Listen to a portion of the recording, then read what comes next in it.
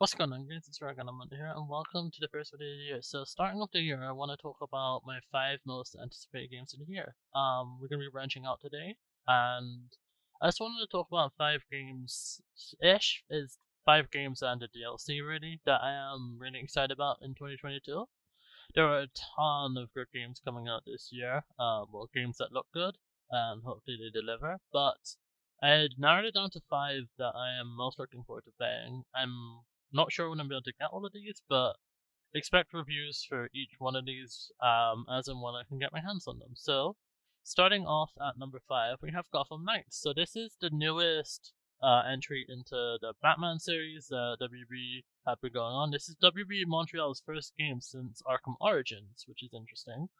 Um, so yeah, it's a different game. It's a co-op game where you can take control of Robin, Nightwing, Batgirl, or Red Hood, and it's actually set after Batman's death, which I don't know think he's actually dead. I think there's gonna be some kind of surprise he's not really dead, but it's more there to give these characters the spotlight because these are characters that have been in the Arkham games, who have been kind of obviously second fiddle to Batman because it's his game.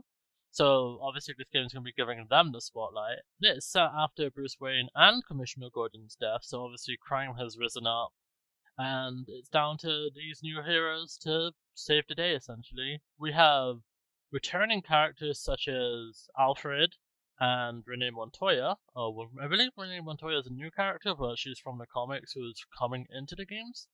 But the villain in this game is what interested me the most. There's several villains, but the Court of Owls have not really been explored at all in video games.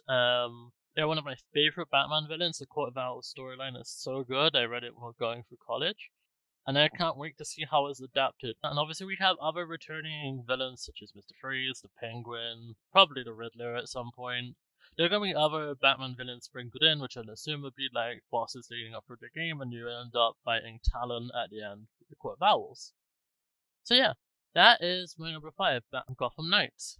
Moving over to number 4, we have a game that I'm undecided if I'm gonna like. Obviously, people are gonna slate me for saying that I'm undecided if I'm gonna like this game because a lot of people are expecting this to be probably Game of the Year for 2022. If not, it's gonna be one of the other games on my list. But we have God of War Ragnarok. Now, I've briefly touched the first game.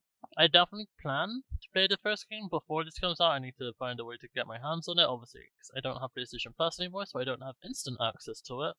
But God of War Ragnarok is a sequel to God of War, made by Santa Monica Studios, a PlayStation exclusive, obviously. So, it takes place 3 years after the previous game, and Fimbul winter is drawing close, and it prophesies that Ragnarok will begin as it comes to an end. And now teenage Atreus, still reeling from the previous revelations of the past game, seeks answers about his identity as Loki, as well as to find a way to prevent Ragnarok from happening. To uncover the truth, Kratos and Atreus set out to find answers searching for the giant Norse god of war Tyr, who was previously believed to be dead. Whilst traversing the 9 realms, the duo must face new threats including Thor, the enraged god of thunder, and Freya, their former friend and ally, both seeking vengeance from the following deaths of their respective sons by Kratos' hands. This sounds amazing. I love Norse mythology, and I really am interested in this game. I think having Thor as an antagonist, having like the Norse gods as an antagonist, is a different change of pace because normally you're playing as them as the heroes. Um, so it's going to be an interesting dynamic, and obviously, Atreus trying to come to terms with the fact that he is Loki is going to be an interesting plot thread, and how Kratos deals with that, and like obviously because in the first game they have the father son dynamic, so we're gonna see how that develops going forward. I have full trust in Santa Monica Studios that they can pull off a game like this. Hopefully it's good. There's been a lot of build up and quite a few delays to this game, so hopefully we get the game that everybody's been wanting since September 2020 when it was announced.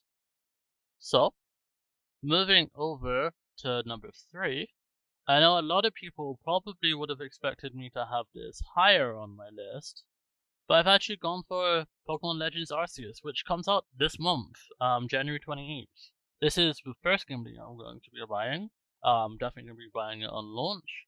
So, this is completely different to any other Pokemon game that's come out. This is much more in the RPG realm than Pokemon has ever really gone in the main series. So, not only is there dodge mechanics in this game, there are overworld battles, there are Pokemon can actually like kill you and send you back to the Pokemon Center in this game, or whatever the equivalent to the Pokemon Center is in this game. And it's going to take a while. If you want to 100% this game, it's going to take a long time, because you actually, to complete the Pokedex in this game, you have to observe all of the Pokemon in the game. I believe it's 493 Pokemon. It may be more, we don't know yet, but you have to observe all of those Pokemon in all of their different habitats to then register it once in the Pokedex, because you're essentially creating the first Pokedex in the Hisui region. Um, I'm really interested to see what they do with this game. I know this game has piqued a lot of people's interest because obviously it's so different from what any other Pokemon game has done. My worry is, can Game Freak pull this off? If they can't pull this off, this could be one of the worst games in Pokemon history. But if they pull it off, this could be a step in the right direction for the games. As we saw with the Sword and Shield DLC, they are putting their foot in the water when it comes to open worldness. This is semi-open world. From what I've heard, this is like a collection of different maps that are semi-open world, and then you travel from one map to the next, completing various different missions, crafting different things, defeating the mini-bosses in that area. So, there's no held items, there's no breeding, but there's battling, and completing the Pokédex. So it's basically, and it's like Let's Go, but more RPG-esque, I'd say. So yeah, Pokemon Legends Arceus. Are you going to be picking this one up? I am definitely excited for this one. Hopefully, it's better than Brilliant Diamond and Shining Pearl or Waters or good games. I thought there were a lot of issues with this game. So hopefully, this game releasing a little bit later, they've had more time to polish it. The trailers look good for it recently, so we'll have to wait and see. Okay, moving over to my second game, we actually have Horizon Forbidden West. So, Horizon Forbidden West, obviously, as you know, is the sequel to Horizon Zero Dawn.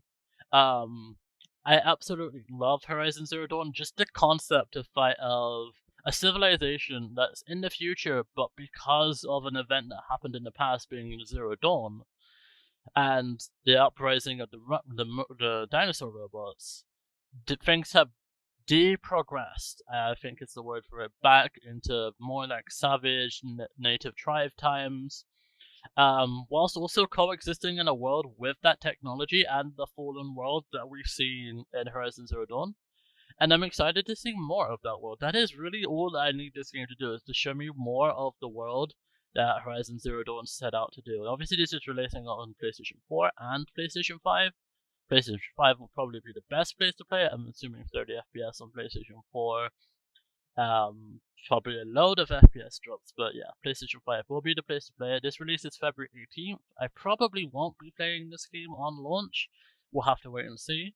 But all I really need from this game, new robots or new dinosaurs, an interesting story that kind of fleshes out the world as a whole. And yeah, that's basically it. So we'll just give you the quick synopsis. So Horizon Forbidden West continues the story of Ayla, a young huntress of the Nora tribes, sent out on a quest to the arcane frontier known as the Forbidden West to find the source of the mysterious plague that kills all it infects. On her journey across the uncharted lands, Ayla encounters hostile, ravaged by massive storms and occupied by dangerous enemies and deadly machines. She also discovers a vast array of environments and ecosystems, including lush valleys, dry deserts, snowy mountains, tropical beaches, and ruined cities, both above and below the water. See, that is what interests me from this game, the varying locale, and hopefully we're gonna see different like native creatures, I want to say, in that. We're gonna be able to see in San Francisco. The San Francisco Bridge is in the background of the promo art for the game, as well as Yosemite Valley and a varying other a degree of biomes. So I'm really excited for this game. Obviously Horizon Zero Dawn was a masterpiece. Hopefully Forbidden West continues on that. I mean, they've got a very good, solid base to build off. So hopefully this game lives up to the potential that the first game set out. Okay, so finally, this is going to be quite a bit controversial, but I have gone for Destiny 2 The Witchqueen as my #1 most anticipated game of the year, which is more of an expansion, of course. But I'm really excited for this expansion. We've been waiting. Obviously, it's got delayed from November last year, but this is looking to be one of the best expansions, or the best expansion that Bungie has released whilst being separated from Activision. So, giving you the quick synopsis, the Witchqueen, fighting against Savathun, obviously, and she's stolen the light. That's what's most interesting about this to me, is the fact that she's stolen the light, and we're actually going to be fighting a hive that are empowered by the light. Obviously, we've seen her brood knight, who has, I believe, the Titan abilities, but just the potential of walking into a room and seeing a Void Walker warlock just Nova bombing you, or the boss fights that you could do whilst you're fighting the light. It's insane, and there's so much potential for this. And obviously they're introducing the classic Bungie legendary difficulty for the campaign. We have weapon crafting coming into the game, where you can personalize your weapon to your own specific degree. What perks you want on it, what barrels, everything you want on your gun, you can customize that. They have the new glaives, which are the first ever first-person melee weapons that they're putting into the game. Obviously you've got the raid as well, which hopefully is good. We don't know anything about what strikes are coming yet. They haven't announced those. But we know the one new destination we're getting is Savathun's Throne World, and we know, at least for a mission, if not fully, that Mars is coming back, because we see in the trailer that they released at the Game Awards that Mars is a location that the Guardians visits whilst trying to uncover the secrets of Savathun. I'm hoping Mars comes back fully. I think the game really needs the strikes that it's missing from Mars, but we'll have to wait and see. I am highly anticipating the Witchqueen, and if it lets me down, then it lets me down, but hopefully it's really good. So yeah, those are my 5 most anticipated games of the year. We've got Gotham Knights at number 5, Ragnarok at number 4, Legends Arceus at number 3, Forbidden West at number 2, and then the Witchqueen at number 1.